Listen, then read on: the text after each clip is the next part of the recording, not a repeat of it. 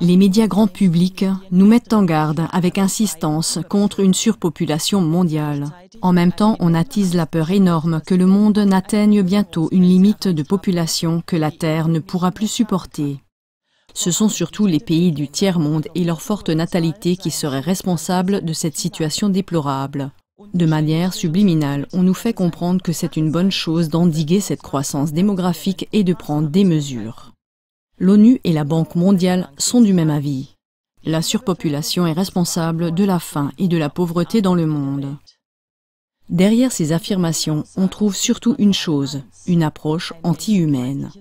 Mais qu'est-ce qui se cache exactement derrière l'affirmation selon laquelle le monde est surpeuplé?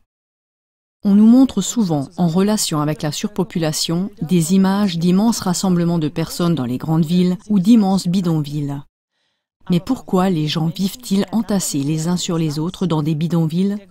Ce n'est pas parce que le monde est surpeuplé et que ces personnes n'ont pas d'autre place sur la terre. Il y aurait assez de terre, mais ils n'ont pas d'argent pour s'en acheter. Et même s'ils avaient assez d'argent, cela ne fonctionnerait pas, car certains très riches, comme Bill Gates, Ted Turner, etc., possèdent d'immenses terres et des richesses dans des proportions inimaginables qui ne sont plus disponibles pour le grand public. La raison pour laquelle il n'y a pas assez d'espace vital, c'est parce que la surface de la Terre n'appartient pas à tous les hommes de manière égale quant à son utilisation, mais qu'un espace vital relativement important est revendiqué par un très petit nombre de propriétaires et utilisé pour l'exploitation.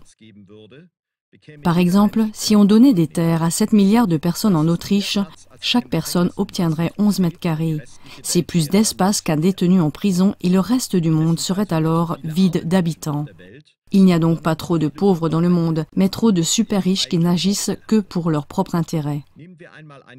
Prenons l'exemple d'une des familles les plus riches du monde, les Rothschild. Les Rothschild possèdent au moins 164 banques dans le monde entier et on estime que leur richesse s'élève à 500 billions de dollars. Aucun être humain ne peut encore saisir rationnellement le chiffre de 500 billions. En comparaison, tous les États du monde ensemble sont endettés à hauteur de seulement 71,6 billions.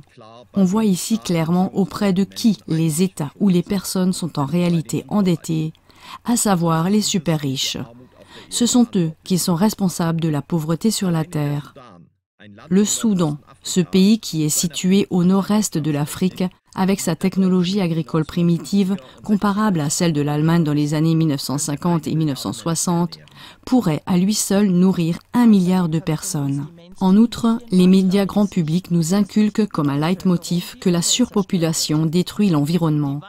La vérité est que 1% de l'humanité, et plus précisément les plus riches, nuit 2 fois plus à l'environnement que les milliards d'habitants des 50% les plus pauvres du monde.